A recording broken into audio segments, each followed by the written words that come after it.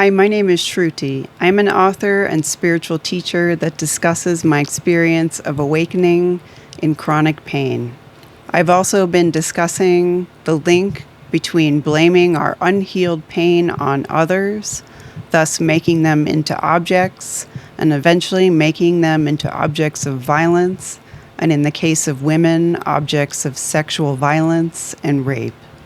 Today, I want to talk about a place where blame is sometimes hiding and difficult to spot, and that is in New Age spirituality. New Age spirituality, while high vibrational, is only one half of the truth of life. Ideas such as creating your own reality, manifesting, and so on are an important part of life that we seem to have forgotten and sometimes have to relearn because of low self-esteem. As an artist myself, I have not found these concepts to be particularly challenging in my own journey. It makes total sense to me, being a creator, that we can absolutely create our own lives, our own experiences, and our own reality. It makes perfect sense that we can manifest the things we want and manifest a life around us.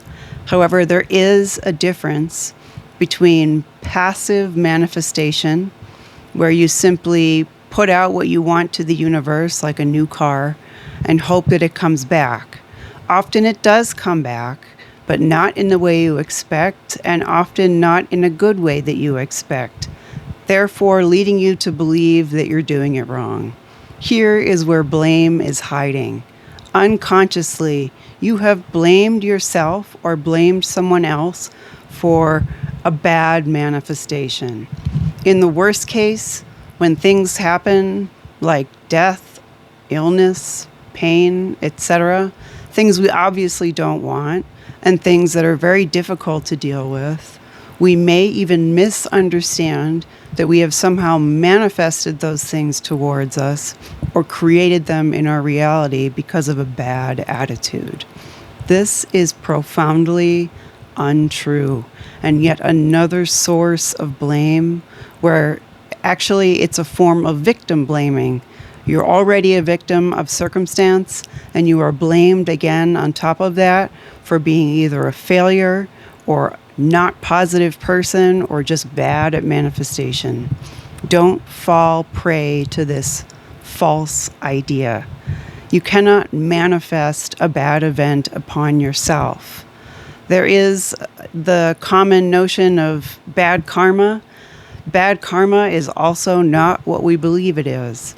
It is not like doing something bad and being punished. There is not a true punishment in the universe. The highest source is always love, and when something bad happens, it is either a planned life fated event for you to learn, or simply a learning opportunity brought about by your personal choice. Don't believe that bad karma was drawn towards you and that you are a bad person. This is yet more blame hidden inside the idea of a spiritual truth. It is simply not true. Other problems with the New Age form of manifestation are the idea of passive versus active creation. Simply manifesting something towards yourself is quite passive. It doesn't actually involve you. In order to be a true creator and to really manifest the law of attraction, you need to be active. You need to creatively make your life the way you want it, not the way you see it in a magazine. This is a very different truth, a passive truth versus an active truth. Much like the passive way of just blaming others for pain, or the active choice to look inside of ourselves or take responsibility and take action. We always have creative choice. We are powerful. We are not victims of fate. We do not need to be blamed as victims. And we always have the choice to make creative outcomes, even in quote-unquote fated situations. However, if you find yourself in a fated situation, like I did with my illness, there are usually hidden truths, hidden silver linings, and ways that you might deal with these situations that don't involve passive blame on either yourself or others. These I have written about at length in my book and are not going to be a surprise for anyone who knows what I talk about. They are simply recommendations for how to deal with that other half of spiritual truth, the half where you don't have the choice to always manifest everything the way you would like it. There are just times in life when things don't go the way you thought or the way you want. And those are the times that I address in my work and the times I feel are truly important for power spiritual transformation. Some people say that when life is easy, there is very little spiritual growth. But when life throws you challenges, you learn the fastest and the most. And the fastest way to learn is acceptance, surrender, vulnerability, and allowing pain to be what it is, which is a tool to go beyond your false layers, erase below them, let them vanish, and find out what of you survives that pain. If everything can leave you, and you find the one thing that cannot leave, that is you. That is also enlightenment. Another mistaken truth in the New Age or in Eastern spiritual traditions is the idea of enlightenment. Enlightenment being some very high state that you have to reach in order to be self-realized or perfect or better. This is again based on hierarchy and does also hide an element of blame. In fact, enlightenment is not a state you reach, it is already who you are. You just have to remember. Enlightenment does not mean that you've cleared out any junk. It doesn't mean that you've changed into a different person. It doesn't mean that anything about your personality has to be different than the way it is. You were born perfectly, and underneath that personality that you have that is just the way it is for a reason, your soul is perfect.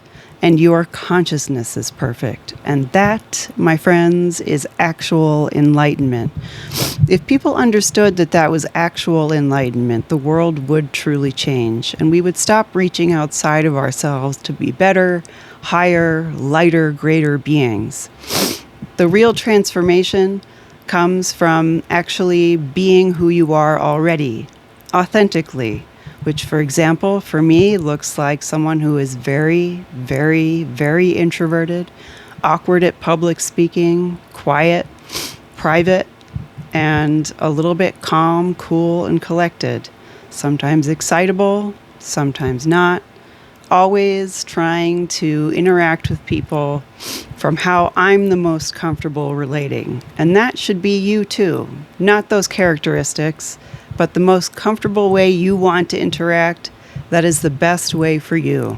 Regardless of whether it is light, bright, dark, murky, whatever you want, wherever you are now, that is the source of enlightenment. The blame lies in when you're not those ideas of enlightenment.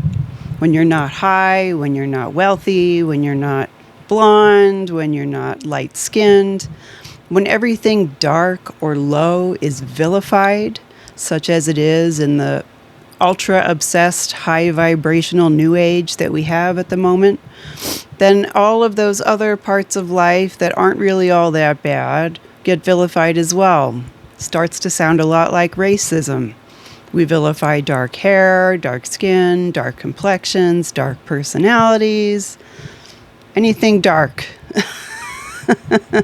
is vilified, basically, and is profoundly untrue.